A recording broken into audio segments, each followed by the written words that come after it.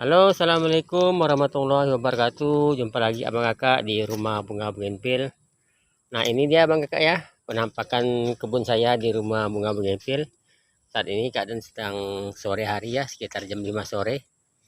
Ini dia kebun saya abang kakak ya. Alhamdulillah banyak sekali. Sekarang saya ini sedang melakukan pembibitan ya abang kakak ya. Ini dia. Insya Allah saya akan memberikan tips kepada abang kakak semua bagaimana caranya menanam bunga bugenvil itu dari batang. Nah, ini dia abang kakak bisa lihat, saya sedang menanam dari batang ya abang kakak ya. Ini batangnya campur-campur, ada yang batang besar, ada juga batang kecil, berbeda-beda ya bang kakak ya. Nah, ada yang bertanya-tanya kepada saya, bagaimana sih bang caranya agar saat kita menabung bunga dari batang bisa hidup. Nah, abang kakak, mungkin abang kakak bertanya-tanya bagaimana caranya agar menabung bunga dari batang bisa hidup. Nah, masalahnya abang kakak ya, penanaman batang itu bukan dari yang kecil atau yang kecil batangnya, bukan yang batang besar atau batang kecil, tapi dari jenis batangnya. Kakak bisa lihat ini ya bang kakak ya. Nah, ini dia, batangnya kecil sekali. Nah, tapi dia sudah hidup. Ini kurang lebih 3 minggu sampai 1 bulan. Dia bisa hidup seperti ini. Oke, bisa lihat batangnya kecil sekali ya bang kakak ya. Nah, ini juga ada ini. Ini juga batangnya lumayan kecil juga, tapi hidup. Jadi bukan masalah batang besar atau batang kecil, tapi dari jenis pemilihan batangnya. Karena walaupun batang besar, namun tidak bagus, dia akan susah untuk hidup atau bisa-bisa dia mati. Ini batangnya tidak besar bang kakak ya, namun dia bisa hidup. Sudah banyak keluar bunganya bang kakak ya. Ini kurang lebih 3 minggu sampai 1 bulan. Nah, ini juga sudah hidup. Nah, oke, sementara yang di bawah ini baru ditanam memang kayak. Ini baru kita tanam tadi malam, baru pembibitan. Nah, insya Allah mudah-mudahan bisa hidup. Nah, sama sekali ya, kurang lebih ada 100 pohon ya bang kakak ya. Saya buat tanam bibitnya. Nah, ini sudah hidup nih ya bang kakak ya. Sudah bisa pindahan ke atas. Nah, ini sudah keluar pucuk bunganya. Alhamdulillah dia sudah hidup. Nah, ini juga sudah hidup ya bang kakak ya. Dan sebagian sudah saya pindahkan ke depan. Oke, bagaimana cara pemilihannya? Oke, abang kakak, kita akan simak baik-baik. Jangan di skip ya abang kakak ya, agar bisa mendapatkan info yang jelas tentang cara menanam bibit bunga bugenvil. Oke, abang kakak bisa lihat ini. Saya akan lihat kan cara memilih batang yang baik untuk bunga bugenvil agar dia bisa hidup. Nah, ini abang kakak bisa lihat. Nah, ini adalah bunga citra India. Ya belum keluar bunga ya, karena belum kita kasih pupuk. Kemudian setelah kita kasih pupuk dia akan keluar. Cara memilih batang bugenvil, pertama-tama abang kakak harus memilih yang batangnya coklat seperti ini. Nah, abang kakak bisa lihat ya abang kakak ya. Ini batangnya yang sudah coklat seperti ini. Usahakan pilih yang batang coklat seperti ini, jangan pilih yang batang muda. Nah, yang batang muda itu seperti yang ini abang kakak ya. Nah, yang seperti ini. Ini abang kakak bisa lihat dia warnanya masih hijau.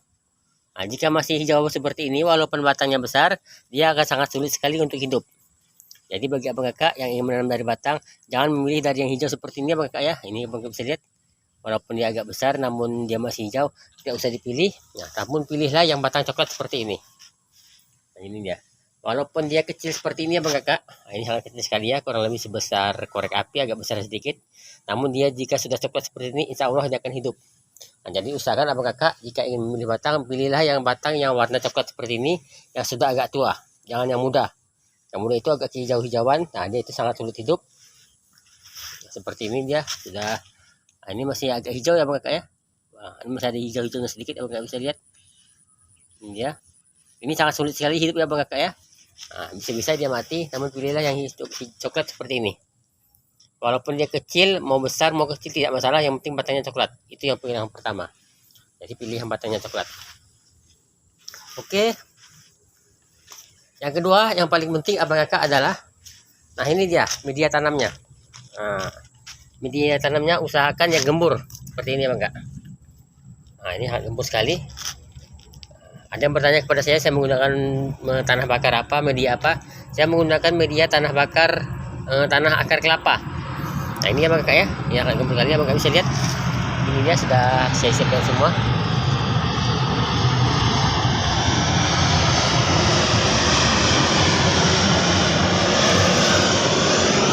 Saya menggunakan media akar kelapa. Nah, ini abang kakak lihat, dia sangat gembur sekali.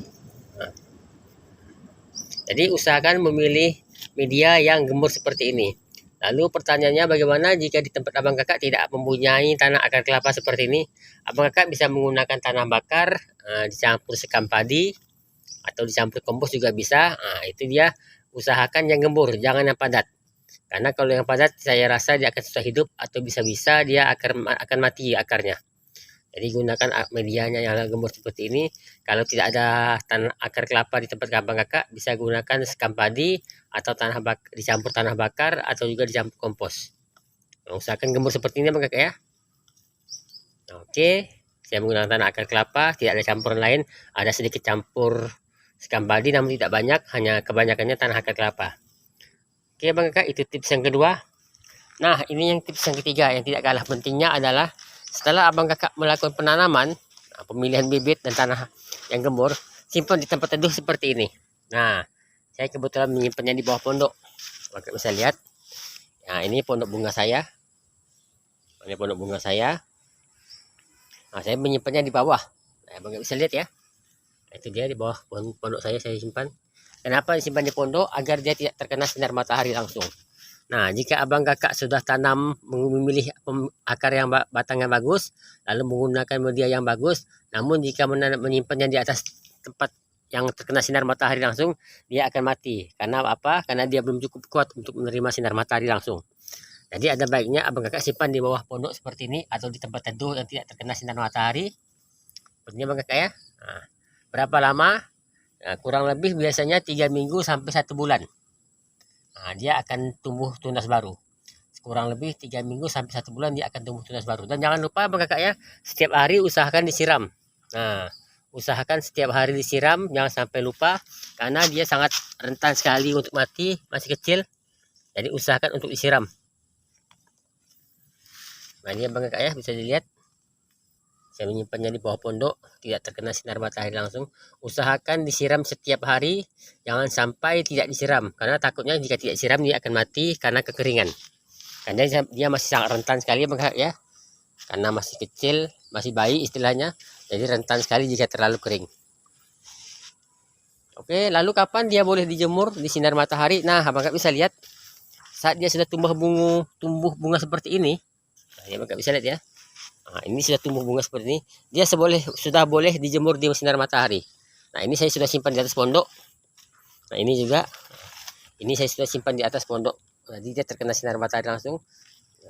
Dia sudah boleh dijemur di atas matahari. Nah, jadi kurang lebih 3 minggu sampai 1 bulan setelah dia sudah keluar tunas seperti ini. Ini Bapak ya bisa lihat. Dia sudah boleh dijemur di atas sinar matahari. Full matahari, nggak masalah.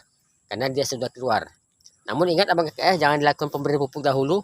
Karena kenapa? Karena takutnya dia akan mati. Pupuk itu terlalu kuat, mungkin saya rasa. Jadi dia belum siap menerima pupuk. Jadi baiknya abang kakak setelah begini biarkan dulu. Nanti setelah kurang lebih 1 bulan sudah dia mulai membesar bunganya. Bunganya sudah kurang besar, sudah membesar, baru boleh diberikan pemupukan. Nah seperti ini ya abang kakak ya.